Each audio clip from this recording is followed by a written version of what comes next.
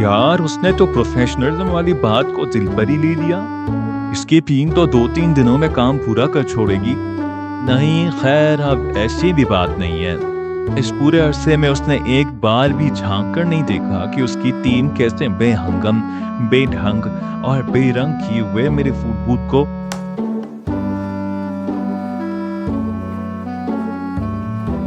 Excuse me sir, नजाम Iqbal साहब ने आज रात डिनर पर आपको और आपकी फैमिली को इनवाइट किया है। उन्होंने आपके वालिद मिस्टर सईद से पहले ही बात कर ली है। ओह आई सी, थैंक यू। जी सर, अगर आप उनके घर दावत को कबूल कर लें तो उन्हें बहुत खुशी होगी। Please convey my thanks to Nazam Iqbal Sahab. I will discuss with my family and confirm soon. लेकिन बाबा ने उनको डिनर पे इनवाइट क्यों किया दीजान? नजम इकबाल बता रहा था वो उसकी पुरानी जान पहचान वाले हैं। इतने अरसे बाद राब्ता बहाल हुआ है तो वो भी जरा पुरानी शनासाई का लिहाज रखना चाह रहा। और फिर उस दिन उनके बेटे ने तुम्हारी मदद भी की थी। और तुम क्यों आतिश फिशा बनकर मुझ पर बरस रही हो? दीजान,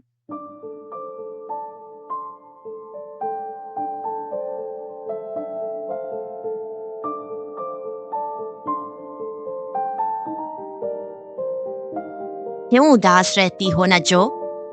सनोबर तो है ही आंधी तूफान जैसी, यूं आई और चली गई। बस अब भूल भी जाओ इस बात को। वो माँ है मेरी। उनके लहजे की अजनबियत से तकलीफ होती है मुझे दीजान। आपके लहजे में कितना प्यार होता है दीजान। और फहद की मामा की डांट में भी उसके लिए कितनी अपनायत होती है। फिर मेरी मामा ऐसे क्यों है?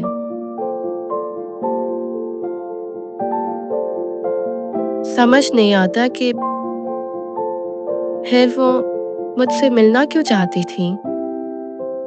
चलो छोड़ो नजो, ये तो बताओ ये सनोबर अब कैसी दिखती है?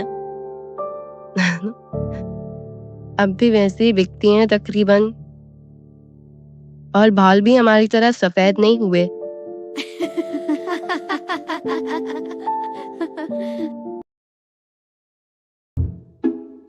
सफेद रंग का घर, खुशामदीद इकबाल खुशामदीद। साहब सफेद सूट में मलबूस। दीजान, ओह तो दीजान भी सफेद लिबास पहनना पसंद करती हैं। वाह, ये बिल्ली भी सफेद। सारा खानदान ही सफेद पोश है। हशमत अपने वालिदैन और छोटी बहन हमना के साथ जब नजम विला पहुंचा तो मेजबानों पर गौर और फिक्र करने का फरीजा अंजाम दिए बिना ना रह सका।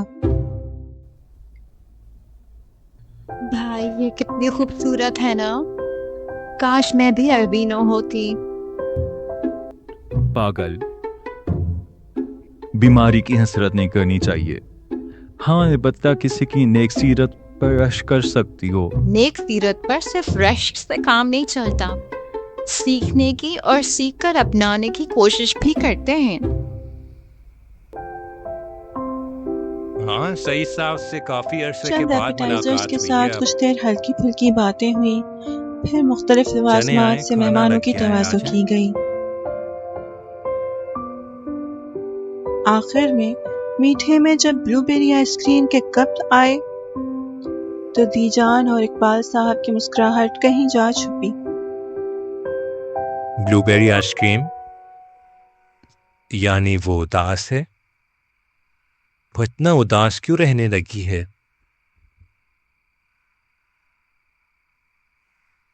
भाई, इस मीठे का राज तो आज हम फाश करके रहेंगे। सईद साहब, आपने दुख में लोगों को रोते हुए देखा होगा, लेकिन हमारी बेटी जब उदास होती हैं तो ये ब्लूबेरी आइसक्रीम खाती हैं। कहीं आप हमारे आने पर उदास तो नहीं हैं? पसंद की बात है मम्मी। फिर खुशी, गमी सब बहाने होते हैं। बाज इंसान खुशी में भी रो देते हैं और बाज लोग गम में भी मुस्कुरा देते हैं। डिपेंड करता है कि जिंदगी में आपकी तरजीहात क्या हैं। क्या तुम ये कहना चाह रहे हो कि मैं अपनी पसंद के हाथों मजबूर हूँ? मैं बिल्कुल यही कहना चाह रहा हूँ मोहतरमा। मेरे अपने मेरे राज को राज क्यों नहीं रहने देते? क्योंकि अपने राजों की खुद हिफाजत करनी पड़ती है बेटा। अपने राजों से इतनी मोहब्बत भी नहीं करनी चाहिए कि ये राज साया बनकर हर वक्त साथ चले। बताएं ना आपी, आज ये आइसक्रीम किस गम में बांटी गई है? गम तो नहीं, आज ये आइसक्रीम एक खुशी में बांटी गई है। उदासियों को और ब्लूबेरी आइसक्रीम को हमेशा हमेशा के लिए तर्क कर देने के इरादे की खुशी में। वाह, ये हुई ना बात।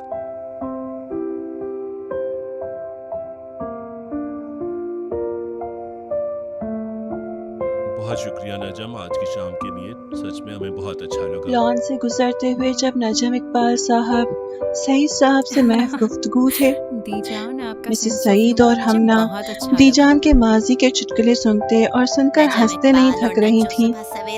हशमत धीरे धीरे कदमों को नजमुल बहर की तरफ मोड़ता हुआ उसकी तरफ आ खड़ा हुआ। वो घबराई नजरों से अपने बाबा को एकटक देखती रही। वो उसके बरक्स सबसे बेपरवाह था। यार एक बात तो बताओ, पसंद तो तुमने मुझे भी किया है, तो क्या तुम एक दिन अपनी हर पसंद की तरह मुझे भी छोड़ दोगी?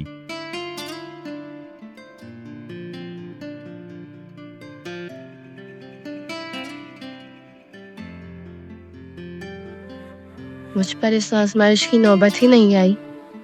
ये काम तुमने खुद ही कर लिया हशमत। दर्द में मुस्कुरा देना नजमुल बहर को पसंद था शायद, सो वो मुस्कुरा दी।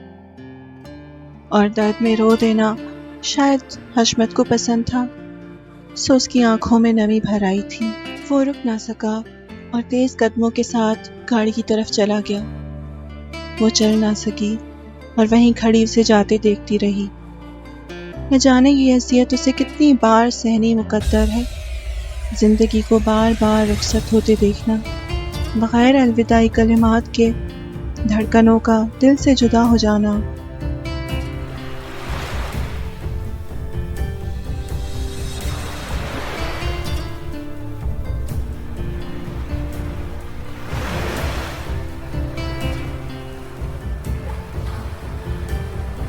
लौट आओ जिंदगी, ऐसे अलविदा कहने लौट आओ।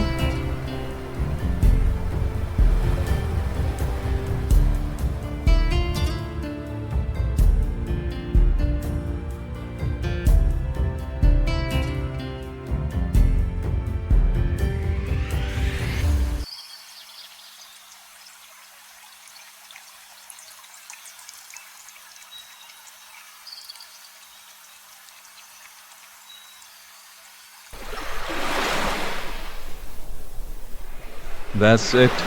You're basically obsessed with heartbreak. वो कहना क्या चाहता था कि मैं अपने दिल पर गम मुसल्लत करती हूँ? That's it. You're basically obsessed with heartbreak.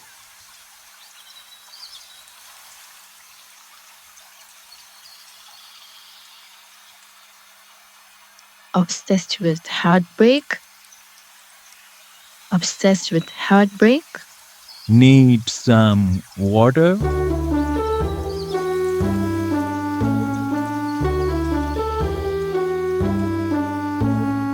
You again? What are you doing here?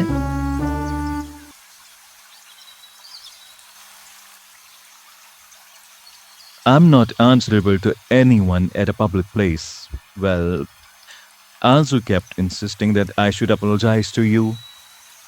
Well then, tell Anzu that I accept your apologies. Now leave.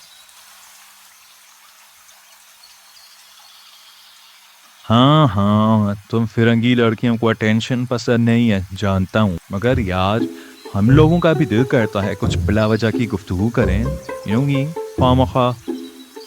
एक तो फिरंगी, ऊपर से नौ मुस्लिम, इसलिए दिल में नया नया शौक जागा है। मोहतरमा को अपनी पसंद कुर्बान करने में मजा आता है। हाँ, जब दिल पर आन पड़ी तो लग पता जाएगा। बस बहुत हुआ। नौ मुस्लिम हो या पैदाइशी मुस्लिम, ईमान की ताजगी हर मुसलमान का हक है और इसकी फिक्र करना हमारा फर्ज भी है। नया नया शौक हो या पुराना पुराना, मेरा शौक है, मेरा दिल है, मेरा अपने रब से मामला है। तुम होते कौन हो मेरी फीलिंग्स को जज करने वाले? जब मेरे दिल पर आन पड़ी तो मैं देख लूंगी।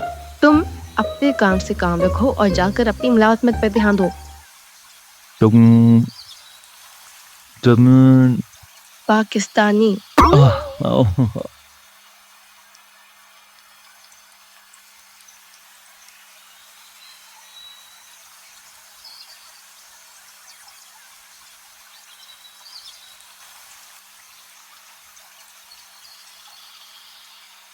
यार तुम पाकिस्तानी हो, तुमने कन बताया क्यों नहीं? मैंने खौमखा तुम पर अपनी इंग्लिश दाया कर दी।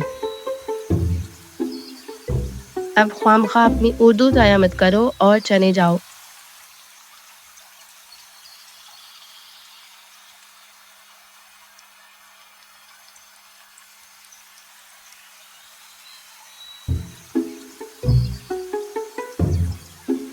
तुम में भी कोई हक नहीं पब्लिक प्लेस में मलिका बनकर हुक्म साजिर करने का।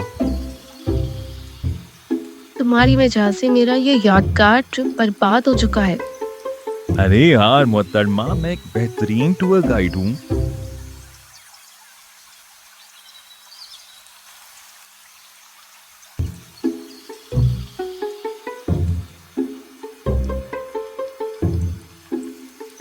वैसे तुम्हारा उर्दू नाम क्या है?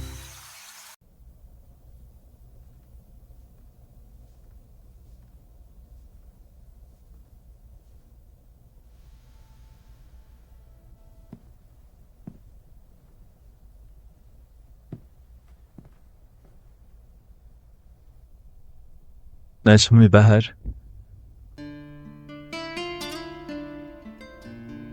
उसने पहली बार उसका नाम लिया था, स्टार, मोहतरमा।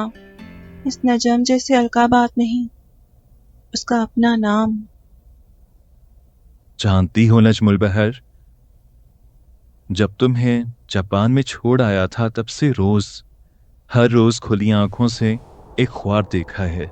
मैं देखता हूं कि अंटार्कटिक सी बर्फीली जमीन पर एक सफेद पोश लड़की अपने हाथ में चेरी ब्लॉसम लिए बैठी है, उदास सी। वो सर तपाओं सफेद लिबास ओढ़े, सफेद पलकों में नमी लिए मगमूम सी नजर आती है।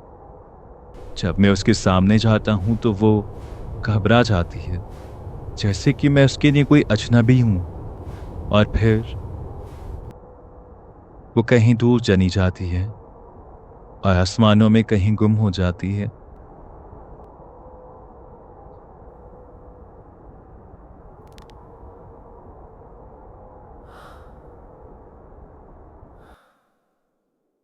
तो जब तुम मुझसे यूं अजनबी सा मिलती हो तो मेरा दिल बर्फ सा जम जाता है और फिर टूट कर बिखर जाता है।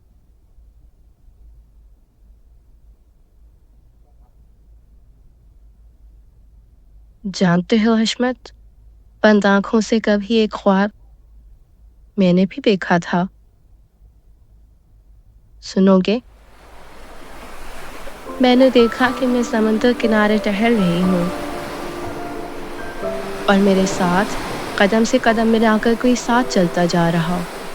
मुझे गुमान हुआ कि शायद वो मंजिल तक साथ चलेगा।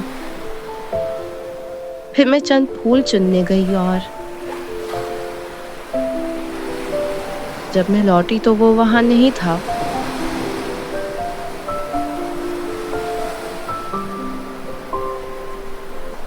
वो जा चुका था, मैं जाने कहाँ। और मैं समंदर किनारे खड़ी, एक तन्हा नजमन बहर।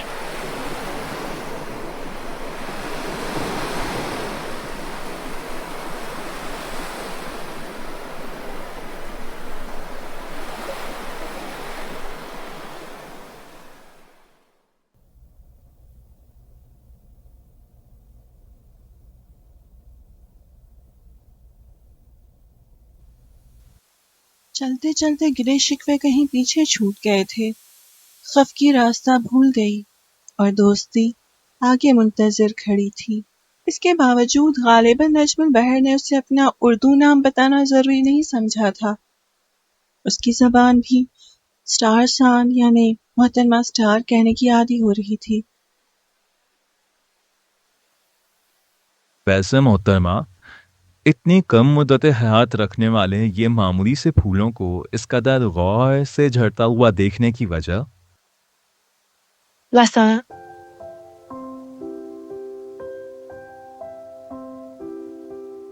क्या मतलब? ये फूल, इनकी खासियत पता है क्या है? इनमें वफा होती है। मेरे नज़दीक कोई भी फूल हो, वो जिंदगी बनकर नहीं खिलते, वफा बनकर खिलते हैं। एक अहद बनकर कि हम जब भी खिलेंगे अपने इसी रंग में, यही खुशबू लेकर, इसी दर्ख्त का हुस्न बनकर खिलेंगे। ये गर्द रंग उड़ाएगी ना ये आलूद की महक छीनेगी। तुम हमें हर खिजा के बाद इसी तरह बहार बनते देखोगे। बहुत है। मैं फूलों की बात कर रही थी।